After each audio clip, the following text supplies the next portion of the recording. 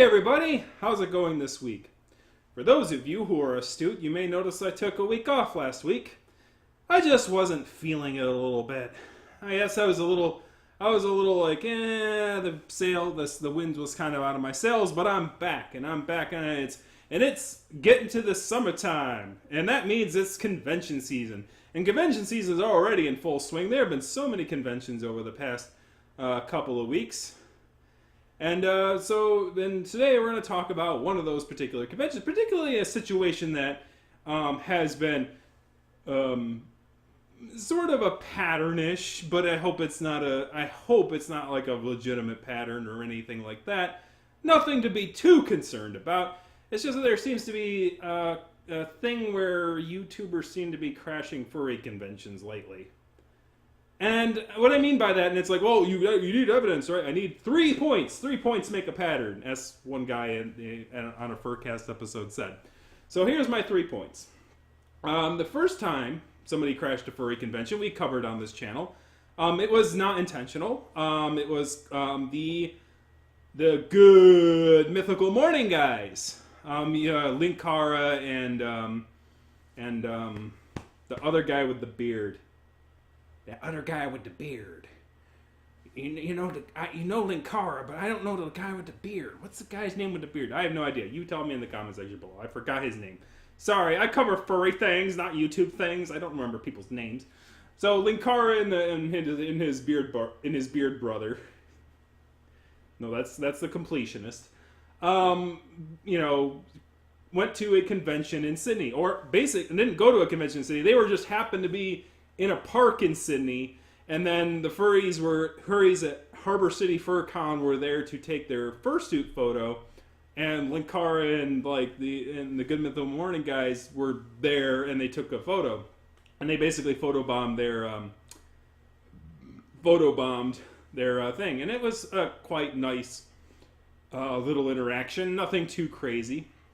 The second one isn't very well known, and I didn't cover it on this channel because it was kind of a little thing. It was a guy named Ice Poseidon, who I'm not familiar with their content at all, because I haven't really watched their videos. Apparently, they're a big streamer sort of style YouTuber where they stream just stuff, right? And it's not really. It can be random or something. I don't know. I can't do his content justice because I don't know it all that much. But basically, he was in the Dallas area around the time Texas Furry Fiesta was happening, and basically ended up not really crashing it per se.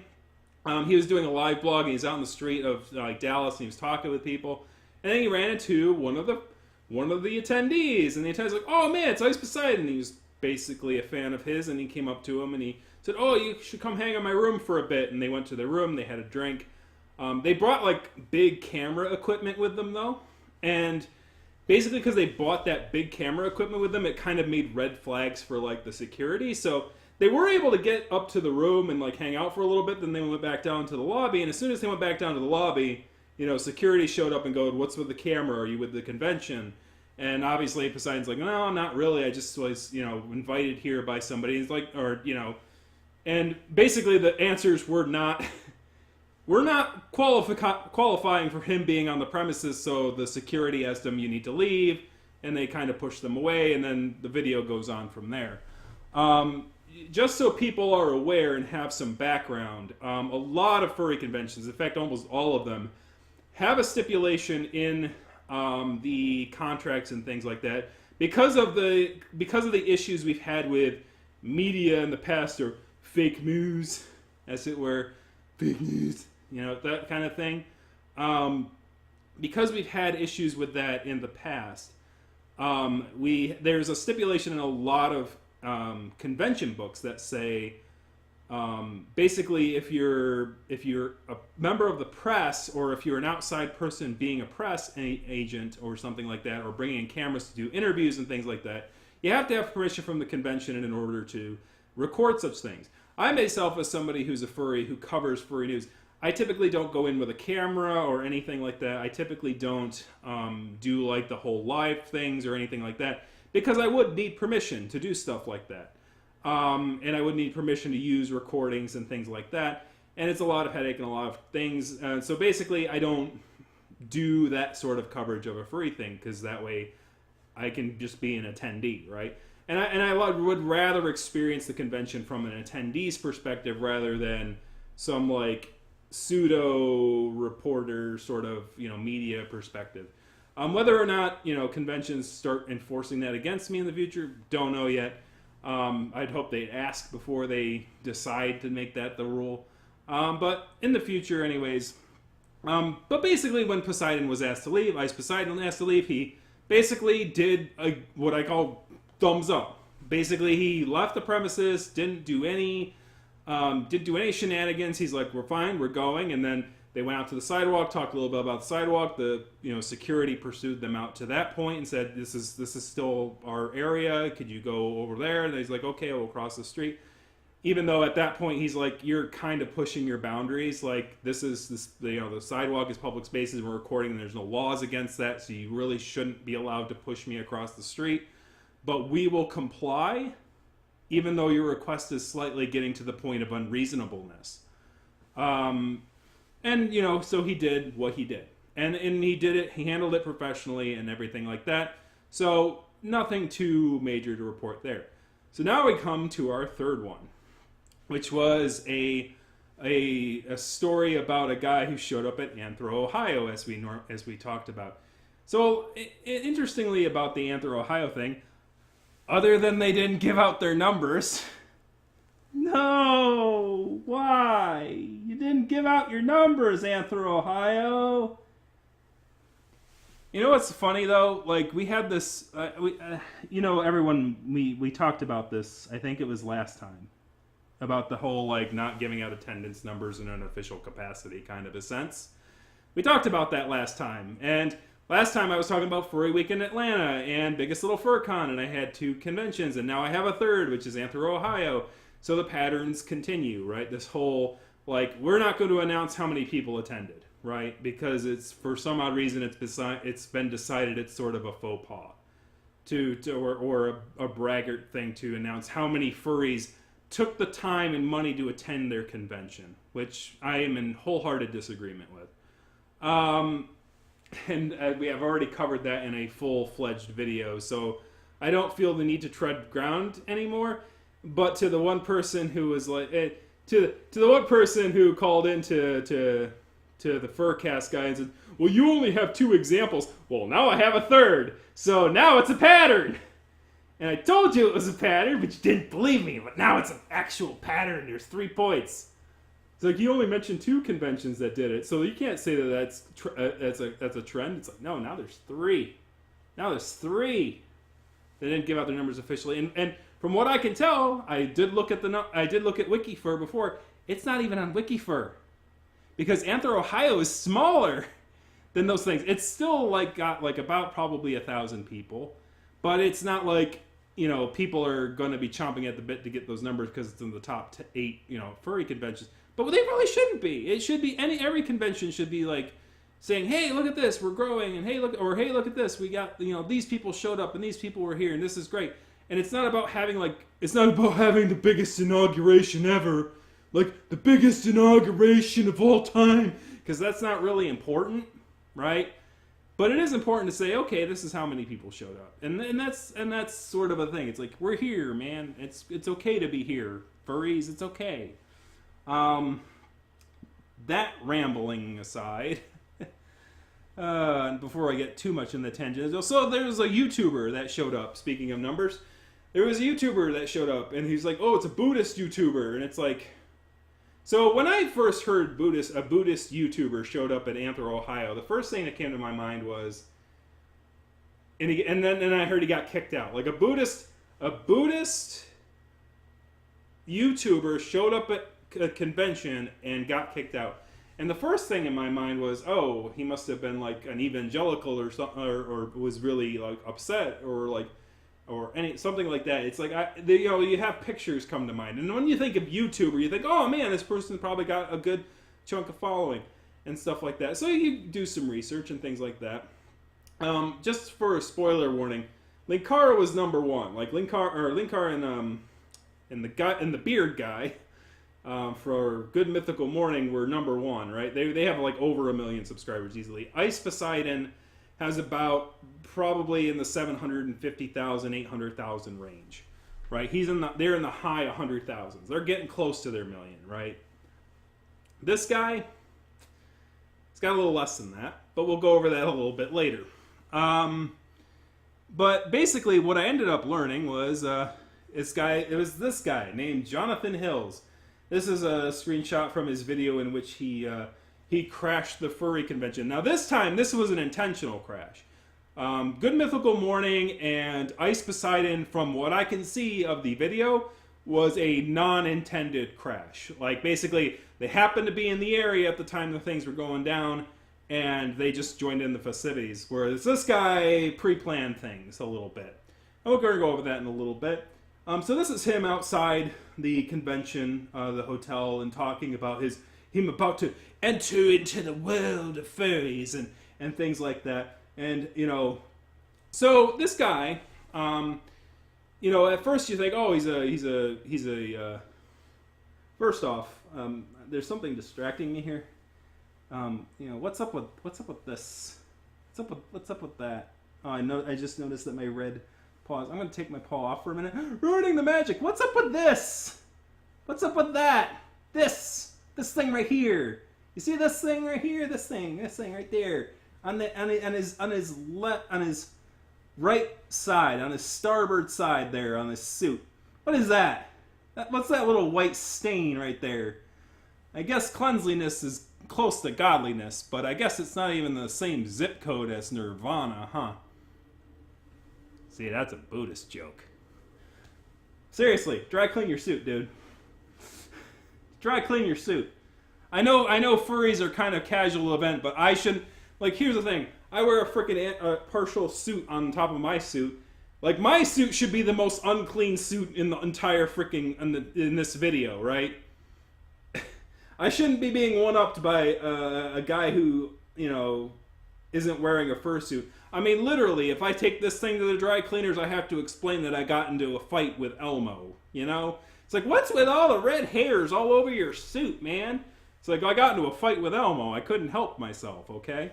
So this guy, basically, if you want to watch the video, there's a thing right there, I guess. I know it's like you shouldn't promote behavior like this, but I think it's important to sort of watch sort of behavior like this so that you, as a convention goer, can spot when this sort of behavior happens. As I noted earlier, conventions have a rule against people working for or media organizations on behest of things.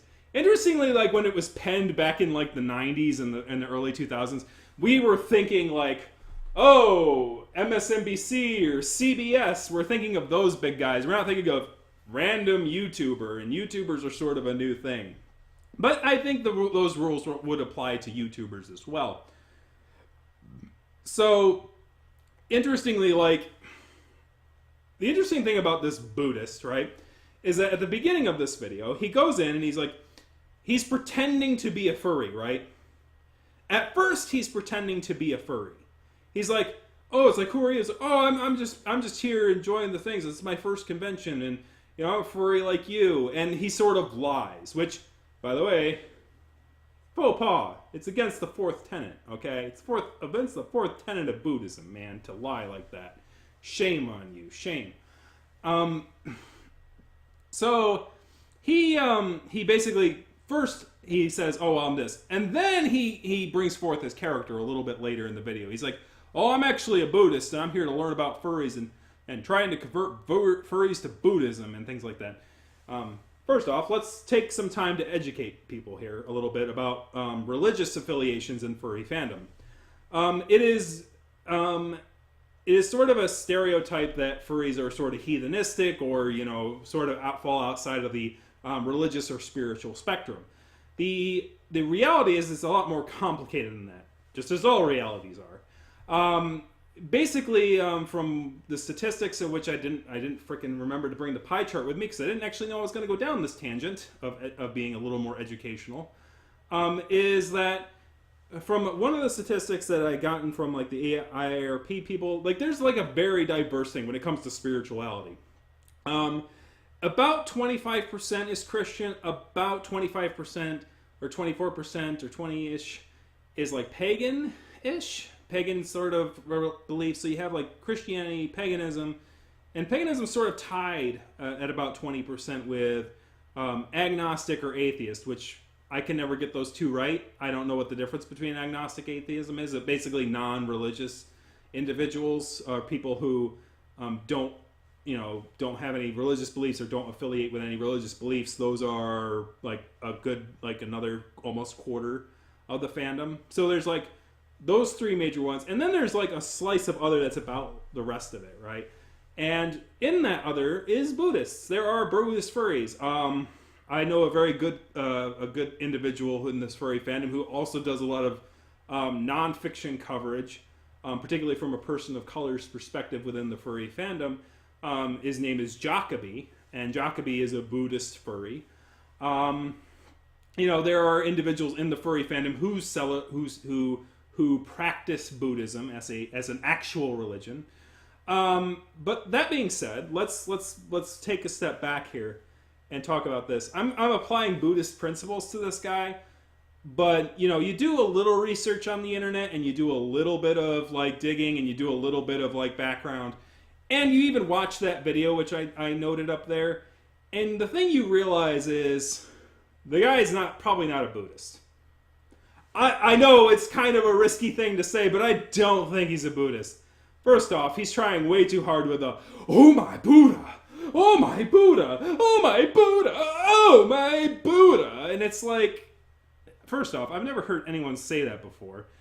And second off, like, it just sounds like so westernized, right? It's like, it literally, if you go to Urban Dictionary and look up oh my Buddha, it's literally just a replacement of oh my God with oh my Buddha. And it's something you say around Christians who are offended when you say oh my God, right? And so literally it's not even a thing Buddhists say, pretty much. I think it's just like it's a way to enable a character. And when you realize it's like the guy is a character, right? He's not a Buddhist. He's a what I'm going to call a Kafkanite. A Kafkanite is an individual who creates a caricature and basically tries to emulate the comedic stylings of Andy Kaufman, who is pictured here. Andy Kaufman was a pretty famous comedian, probably a big deal. I don't have like the big comedic chops about like comedic history, and I'm certainly not old enough to remember when Andy Kaufman was like big back in the heyday. But if you don't know who Andy Kaufman is, a derivative of that sort of style would be like Borat. Borat, the that's a nice, that style of comedy of like being an actor that's like basically, circumventing rules and societal norms in order to sort of have some sort of shocking value. And then basically all you have to do is let the actual world around you behave like they normally would, and that inspires the comedy. And so it's a very controversial style. It's very, it's in what the modern kids would call edgy, right? And it's still, and by the way, like this is several decades old. So it's like, it's not a new style of comedy, but it's very much one that's seen as edgy. It has a very particular set of individuals who really like the style of comedy. And there's other people who don't really care for the style of comedy too much. I think that all styles of comedy have their intensive purposes and places. But interestingly enough, like even if I take this guy as a Kafkanite instead of a Buddhist, I think he's a poor teacher in either regard. And the reason I can say this is because he got kicked out of the furry convention. And the reason as to why he got kicked out of the furry convention, like he wasn't pushing the envelope too hard in this Kafkanism. He was dancing, he was acting a fool, he was acting over emotional, but nothing too unusual or too weird. What ended up happening is that when he was being walked out of the furry convention, he's like, I'm being kicked out, and he's like, drawing attention to himself. He made an interesting statement. And that was, and basically the person who was escorting him out said exactly why he was being escorted out. It was, we had threats called in by individuals on your behest, right? Basically, individuals on your behest were calling in threats to the convention space and the hotel things. And here's the thing: furries like to put their hair down and act a fool as much as anyone else. We're chaotic good people, all right? We like improv. We don't like planning too much. We like, taking things as they come and adapting to them and seeing the good in those things, even if they're kind of awkward and weird. So, like, as far as his style of comedy goes, it would have probably been like, all right, he'll go away eventually. He'll, instead of drawing too much attention to himself. But when it comes to, like, understanding society, understanding, like, what we want to protect, wanting to protect our relations with our hotels that we are guests of and we're paying to be there, and renting the space out, we want to make sure the hotels are comfortable as well. And, obviously our guests as well. So when somebody calls in threats like this, it hurts, our relationships with that, because they have to add additional security and have to add additional things simply because a guy is acting a fool. So if we're going to, make a decision between this one guy and his fans acting a fool and causing very worrisome behaviors that would make the hotel go, whoa, okay, buddies, we're going to up your insurance costs. We're going to kick the one guy out, right? The convention's going to make that sort of business decision. It's nothing personal, sir. It's just business, right? But of course, Kafkanism knows that. Kafkanism knows that if you act a fool and people act normally, you're going to draw attention to yourself. That being said, the reason I can say that Jonathan Hills here is a poor teacher, whether he's a Buddhist or a Kafkanite, is because he's apologizing on behest of his fans. That he is acting and enabling his fans' behavior. And his fans' behavior, whether he's a Buddhist or a Kafkanite, is abhorrent. Because the thing that he said when he was walking out, and that the lady was like, well, we had people calling in threats and things like, and Jonathan Hill's statement in response to that was, in essence, I'm not responsible for what they said. Those are just my fans. They're just calling in for jokes. I'm not responsible for that. I'm not my brother's keeper. And obviously I'm paraphrasing a little bit, but if you want to watch the full thing in context, it's up there. But basically, he's washing his hands of his fans. He's saying that his fans, he is not responsible for his fans' behavior. But if he is a practicer of Kafkanism or Buddhism, whichever it is, his actions of his fans are particularly heinous. And here are the reasons. Because they called in a threat. As a Buddhist, the first, basically the first, what's it called? Ethical thing. The first pillar, right? There's the first element of the religion. Well, like they have the 5 tenets. That's it, tenets. They have 5 tenets, right? Whereas like Christianity has like the 10 commandments. Buddhism has like the 5 tenets. And the first tenet, the very first tenet, is to do no physical harm or murder or even assault or do things to a fellow creature. And that's even more deeper than like in its like literal context. Like Buddhism even goes further than Christianity, because Christianity really only covers murder of other human beings as opposed to animals and things like that.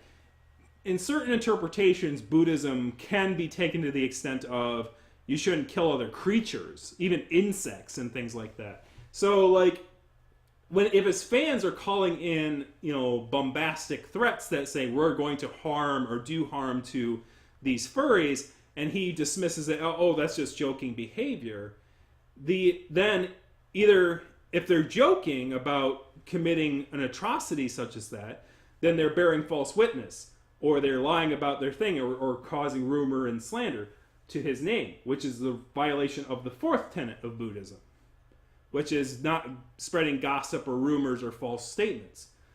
So either they did intend to do it, which would be a violation of the first, or they weren't going to do it and they were just lying for the lulz, which is a violation of the fourth. So if he's a Buddhist, that's a violation of that core principle. But let's say he's not a Buddhist, and let's say, as I claim, he's a Kafkanite, right? So what would Andy Kaufman think about a performer being heckled by his audience from a far distance, right? Right? If an audience, if Kafkan was trying to perform a bit, and his audience messed that bit up, do you think he'd be you think he'd let that shit slide? No, I don't think so. I don't think so. You're Jonathan Hills. If you are a Kafkanite, you let your fans ruin your bit. Your fans ruined your effing bit. You let your fans ruin your stupid bit. And this is a problem. And it's not only a problem with Jonathan Hills, it's a problem with the internet in general. People who create content do not hold their fans liable. They don't say to their fans that when you do an action, you represent what that person is. If you don't know what you're doing in the Kafkanitism, and this person is your, and Jonathan Hills is your Kafkanite prophet, then you shut your mouth and let him do his thing. Let him do his comedy. Let him do his bits. Don't call in threats to think you can add to the bit, because you're not adding to the bit. You're taking away a bit. There were some funny moments in that video, and I would have loved to have seen, like if he where he would have taken that character arc, right? Now, obviously, Anther Ohio is well in their rights to go, well, you want to do your comedy bits, you go somewhere else. And they could find any reason, really, to really kick him out. But really, it would have been cool to see the bit evolve into something other than he gets kicked out of the convention. It would have been cool to see. It would have been great to see. But unfortunately, for this Kafkanite Jonathan Hills, his fans screwed it up. It falls on his fans. And when your fans F up, you need to say it. Your fans effed up. And this goes for all of YouTube. That thing with Steven Crowder that happened this week, he's like, Crowder's like, well, I didn't harass this guy. It was my fans. My fans are the ones that are responsible for it. Then your fans suck. Here's the thing that furry fandom learned a long time ago, and maybe a lot of people in the mainstream don't understand this, but let me get it out there right now. If you have fans who are acting a fool, it represents everybody. That's something that we understand in the fandom, very much so. After we had fans going to CSI, coming in a little too hot and going, well, I'm interested in this for all the raunchy things. And then it's like, oh, whoa, easy there, killer. We're more than one-dimensional than that. And unfortunately, the mainstream media will try to make people as one-dimensional as possible because that's what they do. So you need to learn to represent, right? You represent more than yourself. And unfortunately for YouTubers, they're really learning really hard that they have to hold their fans in account. They have to say, when you go out there and you represent me, represent the best of me. Do that for me. That's the best thing you could do for me. It's the greatest gift. It's greater than money. It's greater than power. It's greater than anything. If you represent the goodness of yourself, tried and true, then you'll get, then I can do my thing. And I can do it without having to make excuses for you or try to throw you under the bus or do any stupid things like that. Because I don't want to throw you under the bus. You're good people. But know that you are responsible for your own behaviors, and that if you commit such heinous behaviors, I have to stop everything I'm doing and say, don't do that.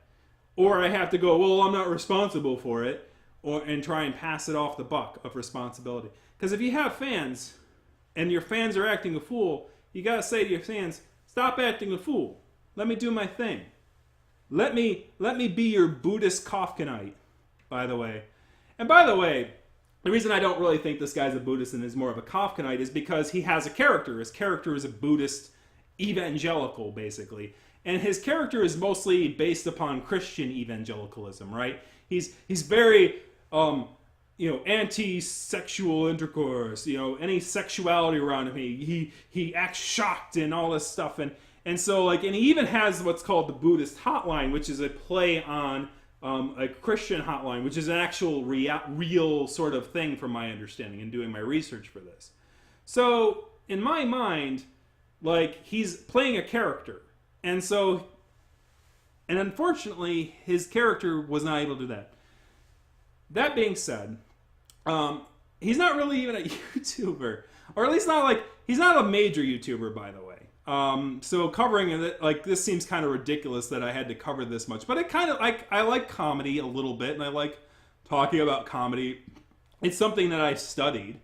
And nothing kills comedy like studying it. But basically, like, this is his subscriber count, by the way, Jonathan Hills. Now don't you feel great that you watched this video for so freaking long? I don't even know how long it is. It's probably 45 minutes at least by now. But yeah, he's only got 26,000 subscribers, which is less than 2 the Ranting Griffin. So maybe we ought to think a little bit before we go, oh, this YouTuber showed up and did this. It's like, yeah, he's got 26,000 subscribers. 2 the Ranting Griffin has more subscribers than Mr. Kofkin Buddhite here. Speaking of which, well, oh yeah, that kind of reminds me. I think I forgot something. Did I forget something? Oh yeah, I forgot something. But I'm glad he's still thinking of me. Anyways, we'll do a whole other video on that. I'll take a break here and I'll make a second video on that. But anyways, thank you very much for watching. Kick that like, kick the subscribe button, kick a comment in the comment section, and please, conventions, give me your numbers. Show me the numbers. I want to know the numbers, man. Give me the numbers. I need my numbers. Give me the numbers. Give me my numbers. I need my numbers, man. Please give me my numbers. I want my numbers so bad. Can I have my numbers, please? How many people attended your gathering? I know you don't care about it right now, but think about when you're old and gray and you get old and what? You're gonna be like, how many people showed up? I don't remember how many people showed up. We never kept count. We didn't care about the counts back then, but we showed up. Well, how do we know it happened? I don't know how it happened. What are you doing? Hey!